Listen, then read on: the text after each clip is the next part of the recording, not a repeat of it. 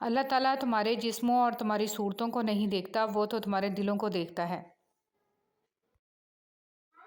رسول اللہ صلی اللہ علیہ وسلم نے ارشاد فرمایا، شیطان اس بات سے نا امید ہو چکا ہے کہ تمہاری اس زمین میں اس کی عبادت کی جائے، لیکن وہ اس بات سے راضی ہے کہ تم دوسروں کو حقیر سمجھتے ہو۔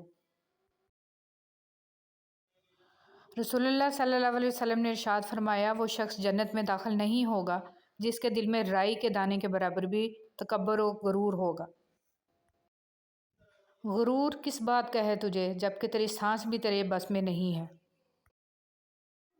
رسول اللہ صلی اللہ علیہ وسلم نے فرمایا، جو بھی عورت خوشبو لگا کر کسی کے پاس سے گزرتی ہے کہ وہ اس کی خوشبو سونگھے، اس کی طرف مائل متوجہ ہو تو وہ بد کردار زانیہ عورت ہے۔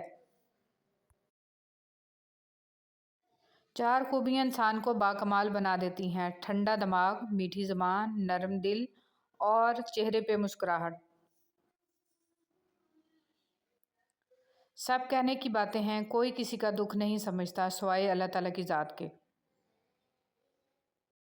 یا اللہ کبھی گرنے نہیں دینا، نہ کسی کے قدموں میں نہ کسی کی نظروں میں۔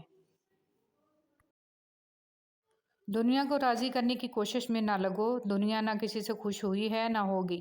راضی کرنا ہے تو رب کو کرو جو ایک آنسو اور ایک سجدے سے مان جاتا ہے۔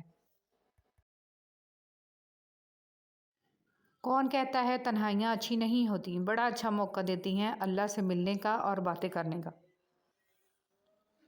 جس دن آپ کو یہ پتہ چل جائے کہ بعض کاموں کا آپ کی مرضی سے نہ ہونا آپ کے لیے کتنا بہتر ہے، اس دن آپ کی بے سکونی ختم ہو جائے گی انشاءاللہ۔ جب اللہ کو آپ کی زندگی میں اچھا موڑ دینا ہوتا ہے تو برے لوگوں کی حقیقت آپ کے سامنے لے آتا ہے۔ درود شریف۔ ہر عبادت کا پتہ نہیں ہوتا کہ وہ قبول ہیں یا نہیں، مگر درود شریف ایسی عبادت ہے جو ادا ہوتے ہی قبول ہو جاتی ہے۔ صلی اللہ علیہ وآلہ وسلم۔